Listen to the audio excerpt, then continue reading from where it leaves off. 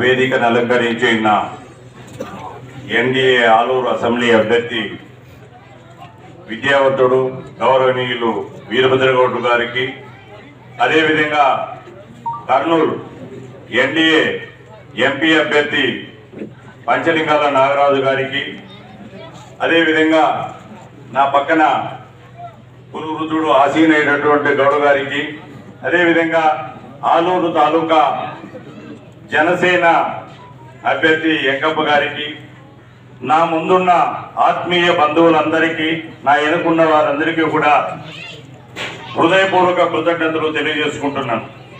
ఈరోజు శుభ పరిణామం. మన ముస్లిం సోదరులు ఆలూరు తాలూకాలో దాదాపు 14,000 పైచిలకు ఉన్న ఈ గ్రామంలో 150 కుటుంబాలు ఈరోజు మన ఎన్డీఏలో చేరడం ఒక శుభ పరిణామంగా నేను వాళ్ళకి నా పార్టీ తరఫున మనందరి తరఫున కూడా హృదయపూర్వక కృతజ్ఞతలు తెలియజేసుకుంటున్నాను. ముస్లిం సోదరులకు అందరికీ కూడా.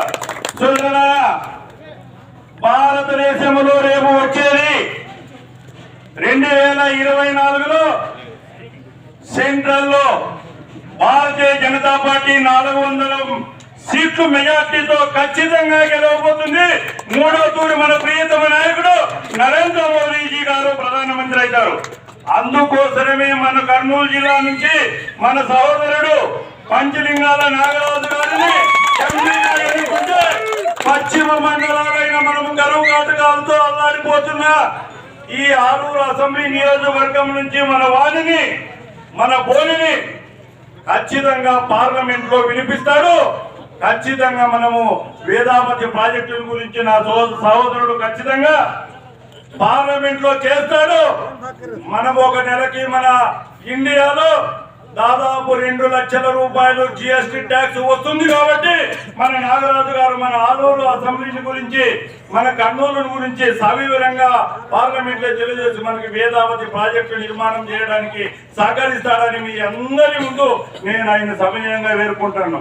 ఆయన మన బాడీ వినిపించాలంటే మనం పార్లమెంట్ పంపించే బాధ్యత మనందరూ భుజస్కాల పైన ఉంది సోదరులారా. కాబట్టి రేపు మే 13న జరగబోయే ఎన్నికల్లో మనం అందరం కూడా ఖచ్చితంగా మన వీరభద్రన్న గారి గౌడు సైకిల్ గుర్తు మీద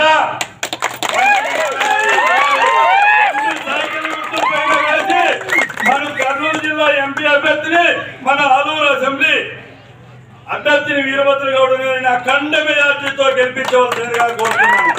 సోదరులారా, పశ్చిమ మండలాలైన 17 మండలాల్లో మనం కరువు కాటకాల్లో అల్లాడిపోతున్నాం. సోదరులారా, ఏ రోజు కరువు వస్తుందో కూడా తెలియదు. నరేంద్ర మోదీజీ గారు అనేక పథకాలు కూడా తయారు చేసినాడు. ఇప్పటికే కాలాతీతమైనది ఇంకా మాట్లాడాల్సిన వాళ్ళు చాలా మంది ఉన్నారు. ఈ అవకాశం కల్పించిన పెద్దలకు, నా సహోదరులకు అందరికీ కూడా హృదయపూర్వక కృతజ్ఞతలు తెలియజేసుకుంటూ, అదేవిధంగా మా సీనియర్ నాయకుడు నేషనల్ కౌన్సిల్ మెంబర్ చిదానంద గారికి అందరికీ కూడా నా సహోదరులందరూ కూడా హృదయపూర్వక కృతజ్ఞతలు తెలియజేసుకుంటూ ఈ అవకాశం ఇచ్చిన పెద్దలందరికీ కూడా నమస్సుమాంజలు తెలియజేసుకుంటున్నాను.